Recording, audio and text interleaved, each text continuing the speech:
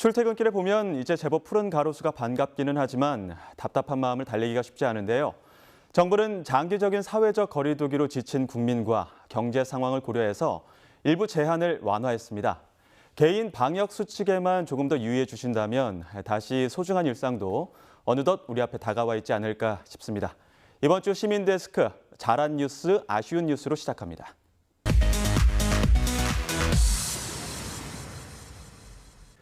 네, 오늘 함께 이야기 나눌 분들 소개해드리겠습니다. 경희대 소통문화연구소 김은정 책임연구원, 원승현 시청자평가원, 그리고 권영희 YTN 해설위원 나오셨습니다. 네, 세 분 어서 오십시오. 안녕하세요. 안녕하세요. 지난주 국시간 이슈들이 많았습니다. 총선 이후에 첫 주 정당별로 움직임도 있었고 총선에 대한 후기들도 많았는데요. 평가원님, 지난주 YTN 보도 어떻게 보셨습니까? 네, 아무래도 지난주에 선거가 있었으니까 이 개표 방송에 관한 얘기를 좀 해야 될 것 같은데요. 예. 저 같은 경우 생방송으로 다른 언론사들 개표 방송과 비교해 보면서 시청을 했습니다. YTN 같은 경우는 스튜디오에서 두 앵커가 진행을 하면서 기자가 또 해설을 하고 후보자나 지역구 특성에 대해서 해설하는 포맷이 주를 이뤘는데 앵커의 차분하고 안정감 있는 진행 그리고 기자의 정확한 정보 전달이 돋보였고요. 또 보도 전문 채널로서 기본에 충실한 개표 방송이었다는 생각이 들었습니다. 선거 이후 보도에 대해서는 조금 뒤에 자세히 얘기를 나누도록 하겠습니다. 네, 기본에 충실한 보도였다 말씀해 주셨는데 연구원님께서는 어떻게 보셨습니까? 예, 저도 마찬가지로 개표 방송을 타 방송사와 비교해서 보면서 굉장히 재미있고 재미가 쏠쏠한 시간을 보냈고요. 예. 21대 총선 전후의 다양한 분석과 해석 보도들, 요 보도들을 또 눈여겨봤습니다. 그리고 또 하나는 사실은 선거 이슈로 한참 뜨거웠던 4월 16일은 세월호 참사가 일어난 지 6주기가 되는 날이었습니다. 예. 그런데 관련 보도가 선거 이슈에 많이 묻혀서 거의 보이지 않았다라는 부분을 굉장히 아쉽게 생각하면서 봤습니다. YTN을 포함한 언론에서는 이 세월호 참사에 대해서도 꼭 다루고 잊지 말아야지 되는 이슈로 기억하고 계시면 좋겠다라는 생각을 했습니다. 네, 미리 먼저 아쉬운 뉴스를 조금 짚어주셨는데 잠시 뒤에 좀 짚어보도록 하고요. 예. 자, 그렇다면 본격적으로 잘한 뉴스, 아쉬운 뉴스 시작해 보도록 하겠습니다. 평가원님께 먼저 한번 여쭤보도록 하겠습니다. 이번 주 YTN 어떤 뉴스를 잘한 뉴스로 한번 꼽으셨습니까? 네, 저는 지난 4월 18일에 방송된 팩트와의 사전투표함 봉인 조작됐다 사실일까 보도를 잘한 뉴스로 꼽았습니다. 네, 이게 뭐 선거 때마다 나오는 의혹들이기 때문에 이런 부분에 조금 더 발빠르게 대응한 리포트였지 않았을까 이런 생각도 드는데요. 네, YTN은 유튜버의 영상이 업로드되고 만 하루가 조금 지난 시점에 바로 이 의혹을 검증하는 팩트체크 보도를 내보냈는데요. 예. 이 투표함 봉인 문제 말고도 뒤에 계속해서 개표 조작 의혹이 불거지면서 타 언론사들도 팩트체크 뉴스를 내보냈지만 YTN 보도가 이보다는 훨씬 앞서서 시청자들의 의문을 해소했다는 점을 긍정적으로 평가할 수 있을 것 같습니다. 저도 이 논란이 된 유튜브 영상을 한번 찾아서 봤는데 이 조작 의혹을 주장하는 한 명이 나와가지고 자신의 필체가 아니라고 이제 일방적인 주장을 합니다. 하지만 이제 사전 선거 투표함의 봉인 과정에 대한 전반적인 설명 이런 것은 유튜브 영상에 전혀 없는데요. 이 부분적인 내용으로 일방적인 그런 주장만 했다라고 할 수 있는데 팩트 체크를 통해서 봉인 당시에 동석했던 참관인의 전체 명단을 공개하고 또 다른 참관인의 직접적인 증언도 실었습니다. 또 선관위의 봉인 과정에 대한 기록이 모두 남아 있다는 점을 알려줌으로써 또 관련 의혹을 해소하는 데 충분한 도움을 줄 수 있는 그런 보도였다는 생각이 들었습니다. 예, 어떻게 보면 의혹의 허점을 명확하게 규명하지 않았을까 이런 생각도 들고 또 가짜 뉴스에 대한 언론의 역할이 이런 것이지 않을까 이런 생각도 드는데요. 팩트와이 팀도 이런 부분에 대해서 미리 예상하고 기사를 준비했던 부분이 있을까요? 네, 그렇습니다. 이 부분에 대한 팩트체크는 빠를수록 좋은 그런 아이템이죠, 특히. 예. 그 사전투표는 다들 아시다시피 6회 지방선거, 그러니까 지난 2014년에 도입이 됐습니다. 투표율을 높이기 위한 조치였죠. 선거는 그렇게 얘기하잖아요. 민주주의의 꽃입니다. 다들 예. 동의하실 텐데요. 권력은 국민에게서 나오죠. 이 국민들은 이 선거라는 과정을 통해서 권력을 위임하게 되는 것입니다. 그런 관점에서 볼 때 이 사전 투표가 조작됐다 이런 주장은 선거 결과를 부정하고 또 민주주의의 가치를 크게 훼손하는 일이라고 볼 수 있겠습니다. 이런 측면에서 취재 가치가 아주 큰 ITM이었다고 볼 수 있겠습니다. 예, 정말 뭐 재반박이 불가능할 정도로 조목조목 따져가면서 근거를 마련했던 기사였습니다. 교수님께서는 어떤 뉴스를 좀 긍정적으로 보셨습니까? 예, 저는 지난 4월 13일이죠. 총선거 이틀 전에 방송된 나무 23만 그루의 가치, 숫자로 본 21대 국회의원 선거 보도를 잘한 뉴스로 꼽았습니다. 기자의 노력이 그만큼 많이 비춰진 보도였었는데 이 보도에 대해서 조금 더 긍정적인 요소들을 발견했다면 어떤 것들이 있을까요? 네, 그래서 저는 특별히 선거 비용과 관련된 부분, 네. 이 부분을 눈여겨봤습니다. 우리의 선거 보전 비용, 선거 비용 보전과 또 정당 보조금까지 합쳐서 한 4,102억 원이 든다고 합니다. 근데 4,102억 원은 일반 사람들에게는 잘 안 와닿는 돈의 개념이거든요. 그렇죠. 평생 볼 수도 없는 돈이고 예. 하니까요. 근데 이걸 비율을 적절하게 들어주셨는데요. 영양실조 어린이 4억 명에게 한 달 동안 치료식을 제공할 수 있는 비용이고 256만 명이 코로나19 검사를 받을 수 있는 비용이다라고 하는 시적절한 비유까지 들어주셨어요. 그래서 이 숫자들의 가치를 보존할 수 있는 유일한 방법은 우리가 투표하는 것뿐이다라고 하는 결론으로 연결을 시켜주셨습니다. 특별히 이제 마지막에 앵커 기자께서 예. 이 한마디를 붙여주시는데 제가 그대로 한번 옮겨보겠습니다. 예. 이처럼 많은 인원과 비용이 들어가는 국회의원 선거가 그만큼의 가치를 실현하는 방법은 단 하나입니다. 유권자 여러분, 투표하십시오. 이렇게 연결시켜 주시는데 마지막 예. 부분에서는 제가 거의 막 통쾌할 정도로 그런 카타르시스마저 느껴지는 그런 보도였습니다. 그래서 저는 이 보도를 이성적 요소와 감성적 요소를 두루 충족하면서 공익을 위해서 효과적으로 기획된 투표 독려 기사였다라고 평가했습니다.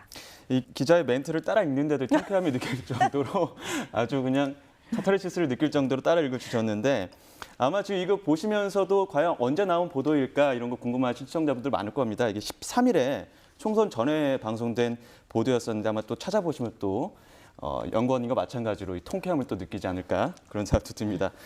자, 투표 참여를 독려하기 위한 이런 선거 보도의 역할을 톡톡히 해낸 보도였었는데 이 정보성까지 겸비한 아이디어도 참신했던 것 같고요. 이게 홍선기 기자 보도였죠? 네, 그렇습니다.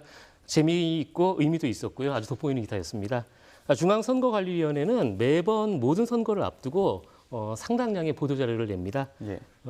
투입되는 인력, 비용을 깔끔하게 정리도 하고요. 물론 그 보도자료를 어떤 식으로 기사화할 것인가는 기자의 몫이겠죠.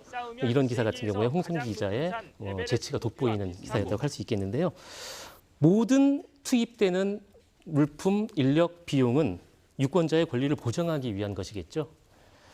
결국 이 비용이 민주주의에 꽂힌 선거를 치르기 위해서 얼마나 많은 대가를 지불해야 하는지를 상징적으로 보여주고 있습니다. 뭐 자칫 딱딱할 수도 있는 부분이었는데 조금 더 지혜롭게 풀어냈던 그런 기사였던 것 같습니다. 자, 이번에는 조금 아쉬운 뉴스에 대한 두 분의 의견을 들어보겠습니다. 먼저 평가원님께서 어떤 뉴스를 좀 아쉬운 뉴스로 꼽으셨습니까? 네, 저는 지난 4월 19일에 방송된 미래통합당 역대급 참패 부른 세 가지 장면 보도를 주의 깊게 살펴봤습니다. 이 보도를 제목을 보면은 예. 미래통합당이 창당하고 난 뒤에 역대급 참패를 부른 세 가지 장면이라고 했는데 이 역대급 참패의 원인을 기자분이 왜 이 세 가지 장면으로 꼽았는지 저는 사실 객관적 근거도 없고 그래서 공감이 좀 안 되는 부분이 있었습니다. 어떻게 보면 뭐 현장에서 전 과정을 지켜본 기자의 입장에서는 눈에 띄었던 세 장면을 꼽았던 것 같은데요. 이에 대한 평가원님 의견 조금 더 구체적으로 들어보도록 하겠습니다. 네, 이 세 가지 내용, 이 보도 내용을 좀 살펴보면요. 참패 이유의 첫 번째로는 총선을 40여일 앞두고 날아온 박근혜 전 대통령의 친필 옥중 서신이 문제였다고 했는데 사실 이 부분 뭐 서신 이후에 야당 진영에서는 후보 결집이 일어난 것도 있고 예. 또 표심이 결집된 부분도 있기 때문에 또 이것이 꼭 마이너스였는지 약간 의문이 드는 점도 있었고 또 두 번째 참패 이유로는 선거를 일주일 앞두고 터진 막말 파문을 들었습니다. 이 악재가 사전투표에 직격탄을 날렸다고 설명을 했는데요. 그러면 며칠 뒤에 치러진 본투표에는 이 막말 파문이 별 영향이 없었는가라는 그런 생각이 들었고 아무리 스윙보터라고 해도 선거 며칠 전 막말 하나 때문에 뭐 지지 후보와 정당을 결정한다라고 보기는 어렵다는 생각이 들었거든요. 마지막으로 이 황교안 대표가 선거를 이끌지 못했다. 또 김종인 본부장이 나온 것 이런 것들에 대해서 이유를 댔는데 이게 과연 마이너스였을지 플러스였을지 또 사실 알 수 없는 내용인데 너무 좀 피상적인 분석이 아니었나라는 생각이 들었고 무엇보다 이 보도를 보고 과연 이 세 가지 사건이 없었다면 미래통합당이 참패라는 결과를 면할 수 있었을까라는 생각을 해봤는데요. 이런 선거 결과에 대한 분석은 무엇보다도 귀중한 한 표를 행사한 유권자들의 진위를 자칫 왜곡할 수도 있다는 점에서는 더욱 신중할 필요가 있다는 생각이 들고요. 앞으로 정치권의 반성 그리고 발전을 촉구하기 위해서라도 유권자의 뜻을 더욱 깊이 헤아리는 분석 보도가 필요한 것 같습니다. 어떻게 보면 이런 해석의 여지는 좀 줄이고 명확한 근거가 필요하지 않았을까 이런 아쉬움을 전하셨는데요. 담당 취재 기자의 의견은 어떻습니까? 네, 평가원님 말씀에 충분히 일리가 있다고 생각을 하고요. 전적으로 동의합니다. 굳이 뭐 변명을 좀 하자면은 예. TV 뉴스가 그렇습니다. 일단 좀 짧잖아요. 시간적 제약이 있고 화면의 제약도 있습니다. 그렇다 보니까 아무래도 전후 사정을 모두 두루두루 감안하기 어려운 측면이 분명히 있습니다. 기사라는 것이 팩트를 가지고 정확히 써야 되는 건 물론이지만 어떤 흐름을 가질 것인지 이런 거에 대해서는 기자의 주관적인 생각이 들어가게 마련이거든요. 그러니까 특히 정치 분석, 정치 평론 이런 분야에서는 그런 것이 더 심해질 수밖에 없습니다. 이런 것은 더 세밀하게 고민을 하고 보다 더 폭넓은 논의가 필요한 그런 항목이라고 보였습니다. 예. 자, 이번에는 교수님이 또 뽑아주신 아쉬운 부분도 한번 짚어보도록 하겠습니다. 어떤 부분이 좀 아쉬웠나요? 예, 저는 지난 4월 19일에 방송된 항공업계 피해 심각, 조종사도 살려달라 호소 보도를 아쉬운 뉴스로 꼽았습니다. 예. 오해를 불러일으킬 수 있는 표현이 좀 있었다 저는 봤거든요. 이제 크게 두 가지로 그것을 봤는데요. 첫 번째는 이제 같은 맥락에서 제목의 따옴표로 살려달라라고 하는 표현을 쓰셨어요. 예. 그래서 이 따옴표를 사용한다라고 하는 것은 우리가 일반적으로 가지고 있는 상식에서 본다면 기자님이 그 부분을 특별히 강조하려고 한다거나 이게 고유 명사라거나 아니면 기사 내에 그렇게 언급된 부분 이 취재 과정에서 누군가가 그렇게 발언한 부분을 그대로 옮겼을 때 이때 따옴표를 쓴다고 우리가 보통 받아들이잖아요. 예. 근데 여기서는 사실 큰 따옴표가 아니라 작은 따옴표를 쓰시긴 했습니다. 예. 그럼에도 불구하고 이걸 보시면 많은 사람들이 그 제목에 살려달라라고 하는 감성적인 표현에 집중할 수밖에 없고요. 이제 또 하나는 그것을 실제로 그 조종사들이 했던 발언으로 오인을 할 수가 있습니다.